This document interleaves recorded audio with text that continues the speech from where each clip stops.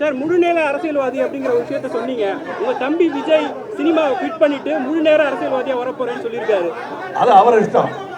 அவர் செய்யற சினிமா அவர் பாணி, நான் செய்யும் விஷயம் என் பாணி. இவருக்கு கவிஞர் சேகன் ஒரு மாதிரி பாட்டு எழுதுவார், நான் ஒரு பாட்டு எழுதுவேன், வைரமுத்து ஒரு மாதிரி பாட்டு எழுதுவார். அவர் அப்படி எழுதுறாருன்னு கேட்கக்கூடாது. அவங்களுக்கு வரும் மொழி வன்மை, அவங்களுக்கு பிடித்த விஷயம், அதை செய்து கொண்டிருக்கிறோம். தம்பியோட இணைய திட்டம் இருக்கா? விஜயோட இணைவீங்களா அரசியல்ல? இல்லை, நான் அவரோட ஏற்கனவே பேசியிருக்கேன். அரசியலுக்கு வரணும்னு சொன்ன முதல் வரவேற்பு குரல் என்னுடைய குரலாக தான் இருக்கும். இந்த ஆலயத்தில் தான் நடந்தது. ஒரே மேடையில்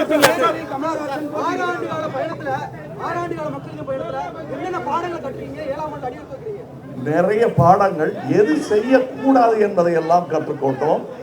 எது செய்ய வேண்டிய அவசியம், எதை யாரும் செய்யாமல் மறந்து விட்டார்கள் என்பதையும் கற்றுக்கொண்டோம். எதெல்லாம் நியாயமில்லாத விஷயங்கள் தொடர்ந்து 70 வருடமாக நடந்து கொண்டிருக்கிறது என்பதையும் கற்றுக்கொண்டோம்.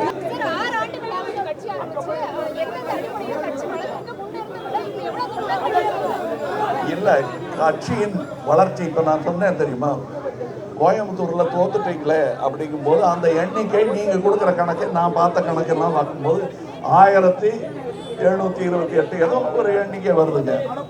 அது அல்ல தோல்வியின் எண்ணிக்கை. 90,000 people ஓட்டே போடல. அதுதான் ஜனநாயகத்தின் தோல்வி. கமல்ஹாசன் தோல்வி விடுங்க, அது கடைசி பட்சம். I have already told that this is the time when you have to blur party politics and think about the nation.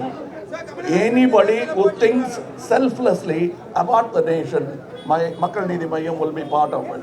But if you are playing local feudal politics, we won't be part of it. பேச்சுவார்த்தை எல்லாம் நடந்துருக்கு. பேசுறதெல்லாம் சொல்ல முடியுமா? வழிய சொல்லக்கூடாது.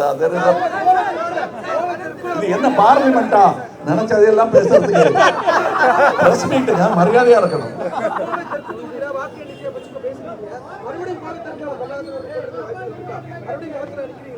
அது நம்ம அலையன்ஸ் பேசும்போது எல்லாரோடையும் கலந்து ஆலோசித்து விட்டு சொல்ல வேண்டிய பதில். நான் மட்டும் தனியா சொல்ல முடியாது. அதுவும் நான் கண்டிப்பா சொல்றேன் உங்களுக்கு. டார்ச் லைட் இப்ப எங்களுக்கு கிடைத்திருப்பது நன்றி சொல்லணும். ஒரு பக்கம் எலெக்ஷன் கமிஷனை திட்டுறாங்க எல்லாரும், இந்த மாதிரி பண்றாங்க, அடிக்கிறாங்க பெயர்கள் எல்லாம்.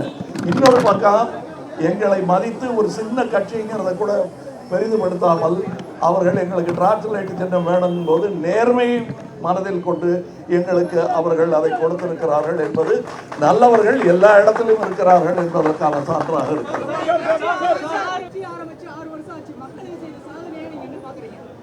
இன்னும் நாங்கள் பாண்டில் கையெழுத்து போட்டு வாங்கலை எதுவும். அது முதல் சாதனை, கடைசி சாதனையும் அதுதான், என்ன உச்சக்கட்ட சாதனையும் அதுதான். எந்த பாண்டிலையும் நாங்கள் கையெழுத்து போட்டு யார்கிட்ட அது உங்களுக்கு யார் கொடுப்பாங்கன்னா கொடுக்கறதுக்கு ஆள் இருக்காங்க. அடுத்த படம் பண்ணி கொடுக்குறேன்னா பாண்டில் கையெழுத்து போடுறோம். கான்ட்ராக்ட்ல கையெழுத்து போடுறவங்க ஒரு 10 கோடி ரூபா கொடுக்க மாட்டாங்களா? ஆனால் வாங்கலை. அங்கிருந்து ஆரம்பித்து பல சாதனைகள் இருக்கிறது. அதை இப்போ சொல்ல வேண்டியதில்லை, நேரம். இன்னொன்று, நீங்க என்ன கேட்டு தெரிஞ்சுக்கிறத விட நீங்க எனக்கு சொல்லணும். கிராம சபைங்கிறத நான் கண்டுபிடிக்கல. அது ஏற்கனவே இருந்தது, காந்தியார் சொன்னது. ராஜீவ் அவர்கள் அதை வலியுறுத்தி கொண்டு வரணும்னு சொல்லி கொண்டு வந்தது. 25 வருஷம் தூசி படித்து இருந்த விஷயத்தை தூசி தட்டி கொண்டு மக்களுக்கு எடுத்து முன்வைத்தது மக்கள் நீதி மையம் தான். இதுக்கு அடுத்த கட்டமாக அர்பன் ஏரியா சபைகளையும் நடத்த திட்டமிட்டிருக்கிறது. அதுக்கு எலெக்ஷனுக்கும் சம்பந்தமே இல்லை, தொடர்ந்து நடத்த வேண்டிய விஷயம். சார் நீங்க சார்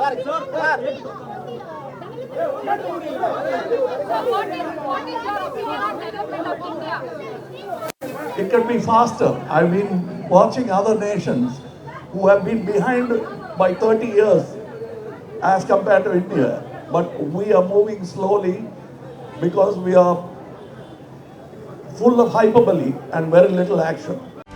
செய்திகளை உடனுக்குடனும் துல்லியமாகவும் தெரிந்து கொள்ள சப்ஸ்கிரைப் பண்ணுங்க.